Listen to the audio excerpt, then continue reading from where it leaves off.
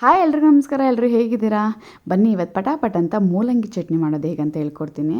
ಇಲ್ಲೊಂದು ಪ್ಯಾನ್ ಇಟ್ಕೊಂಡು ಪ್ಯಾನಿಗೆ ಸ್ವಲ್ಪ ಎಣ್ಣೆ ಹಾಕ್ಕೊಂಡಿದ್ದೀನಿ. ಎಣ್ಣೆ ಕಾದ ನಂತರ ಕಡಲೆಬೇಳೆ ಮತ್ತು ಉದ್ದಿನ ಬೇಳೆ ಹಾಕ್ಕೊಂಡು ಚೆನ್ನಾಗಿ ಫ್ರೈ ಮಾಡ್ಕೊತಾ ಇದ್ದೀನಿ. ತುಂಬ ಇದನ್ನು ಸೀದಿಸೋಕೆ ಹೋಗಬೇಡಿ, ಸ್ಲೋ ಸಿಮ್ಮಲ್ಲಿ ಇಟ್ಕೊಂಡು ಸ್ವಲ್ಪ ಲೈಟಾಗಿ ಫ್ರೈ ಮಾಡ್ಕೊಳ್ಳಿ.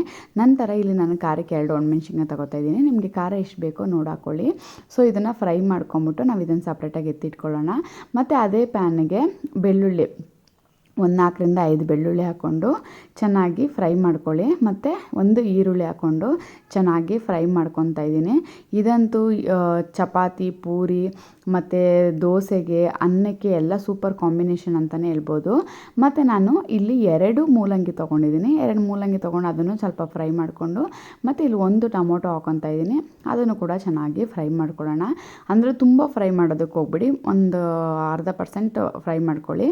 ಮತ್ತು ಇಲ್ಲಿ ನಾನು ಒಂದು ಸ್ವಲ್ಪ ಹುಣಸೆಹಣ್ಣು ಮತ್ತು ಸ್ವಲ್ಪ ತೆಂಗಿನ ತುರಿ ಹಾಕ್ಕೊತಾ ಇದ್ದೀನಿ. ಕಾಯಿ ಜಾಸ್ತಿ ಇಷ್ಟಪಡೋರು ಸ್ವಲ್ಪ ಜಾಸ್ತಿನೇ ಹಾಕ್ಕೊಳ್ಳಿ. ಸೊ ಇದನ್ನು ಚೆನ್ನಾಗಿ ಫ್ರೈ ಮಾಡಿಕೊಂಡು ಇವಾಗ ನಾವು ಇದನ್ನು ಮಿಕ್ಸಿ ಜಾರ್ಗೆ ಹಾಕ್ಕೊತಾ ಇದ್ದೀನಿ.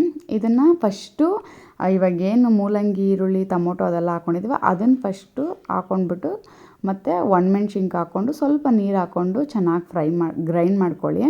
ನಂತರ ಇವಾಗ ನಾವೇನು ಕಡಲೆಬೇಳೆ, ಉದ್ದಿನಬೇಳೆ ಎಲ್ಲ ಇದು ಮಾಡ್ಕೊಂಡಿದ್ವಲ್ಲ, ಸ್ವಲ್ಪ ರುಚಿಗೆ ತಕ್ಕಷ್ಟು ಉಪ್ಪು ಹಾಕ್ಕೊಂಬಿಟ್ಟು ಚೆನ್ನಾಗಿ ಗ್ರೈಂಡ್ ಮಾಡ್ಕೊಳ್ಳಿ. ನಂತರ ಕಡಲೆಬೇಳೆ ಹಾಕ್ಕೊಂಬಿಟ್ಟು ಅದನ್ನು ಒಂದು ಸ್ವಲ್ಪ, ಯಾಕಂದರೆ ಅದು ಬಾಯಿಗೆ ಸಿಕ್ಕಿದ್ರೆ ಚೆನ್ನಾಗಿರುತ್ತೆ, ಸೊ ಒಂದು ಸ್ವಲ್ಪ ಫ್ರೈ ಮಾಡಿಕೊಂಡು ನಂತರ ಒಗ್ಗರಣೆ ಕೊಟ್ಕೊಂಡಿದ್ದೀನಿ. ಸಾಸಿವೆ, ಕರಿಬೇವು ಹಾಕ್ಕೊಂಡು ಒಗ್ಗರಣೆ ಕೊಟ್ಕೊಂಡಿದ್ದೀನಿ.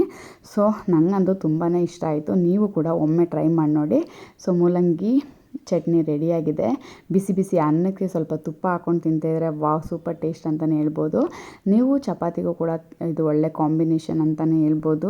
ಹುಳಿಯಾಗಿ ತುಂಬಾ ರುಚಿಯಾಗಿರುತ್ತೆ.